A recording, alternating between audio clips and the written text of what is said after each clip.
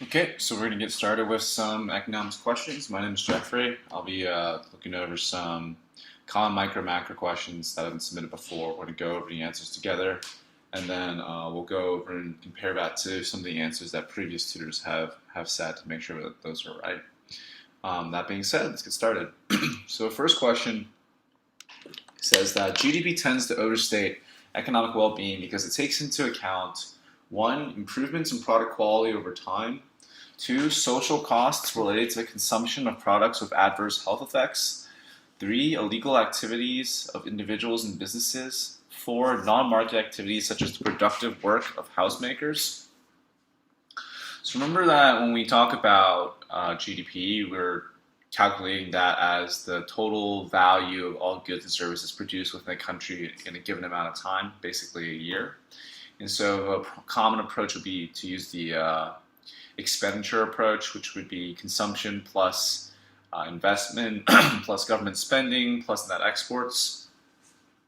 And so we're looking to see which one of these answer choices falls into one of those four categories of spending and yet is actually not a good thing for overall well-being, economic well-being.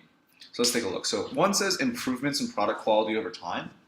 And so this is probably indirectly captured in the GDP calculation through higher prices for certain goods or greater demand for certain goods. And so product quality is captured, and it's also not really something that's overstated, right? We think that product quality being better is something that is positive for economic well-being. And so while it is something that's captured by GDP, it's not something that overstates well-being. So one might not be the best answer.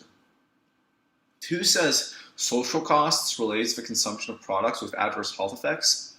And this might be the right answer, right? Because we understand that social costs are captured expenditure on certain medical services or expenditure on products like tobacco or alcohol, which might be bad for you. Those are all included within our analysis of the overall GDP through the expenditure approach. And so those are included factors in GDP, and they are detrimental to well-being. Right? We don't believe that high consumption of tobacco products necessarily translates into economic well-being, and yet GDP captures that expenditure and portrays that expenditure as part of economic well-being. And so this seems to be a really good choice. But let's take a look at the other two answers just to be sure. The third answer choice says illegal activities of individuals and businesses. And right off the bat, off our first criteria of being included in GDP, we can eliminate this answer choice. We know that the GDP expenditure approach really only captures spending in the legal markets, right? We only have a way to measure spending that's happening in measurable legal markets. We can't really measure activity in illegal markets like the illegal drug market or black markets and stuff like that. There's no appropriate way to measure the size of those markets very accurately, and so we don't include that in our analysis of GDP. And so GDP doesn't take into account illegal activities, and that's why we can eliminate three. And finally, four, non-market activities such as productive work of homemakers. And again, this is something that right off the bat we can eliminate because it doesn't meet our first criteria, which is being measured by GDP.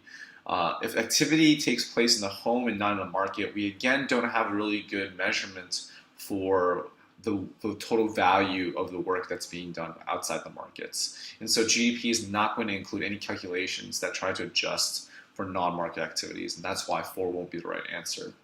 So 2 seems going to be the best answer for us here. Let's take a look at the previous tutor's answers to make sure. The previous tutor says 2 as well.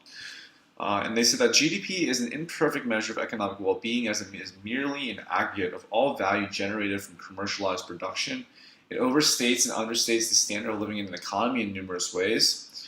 When it comes to its overestimation shortcoming, GDP includes the costs of all products sold that tend to adversely affect the health of a consumer, but fails to incorporate the loss of standard of living due to failing human health.